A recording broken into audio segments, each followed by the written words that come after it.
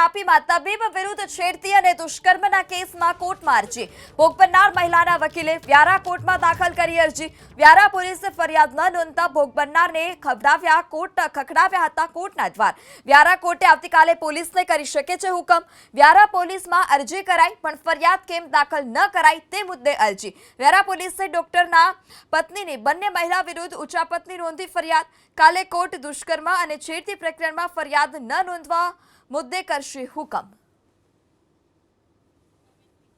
તો તાપીના તબીબ વિરુદ્ધ દુષ્કર્મ અને છેડતી કેસમાં કોર્ટમાં અરજી કરવામાં આવી. વ્યારા પોલીસમાં અરજી કરાઈ પરંતુ ફરિયાદ કેમ ન દાખલ કરાઈ તે મુદ્દે કોર્ટમાં અરજી કરવામાં આવી. વ્યારા પોલીસે ફરિયાદ ન નોંધતા ભોગ બનનારે છેલ્લે કોર્ટના દ્વાર ખખડાવ્યા છે. ત્યારે વ્યારા કોર્ટ આવતીકાલે પોલીસને હુકમ કરી શકે છે. કાલે કોર્ટ દુષ્કર્મ અને છેડતી પ્રકરણમાં ફરિયાદ ન નોંધવા મુદ્દે પણ હુકમ કરશે.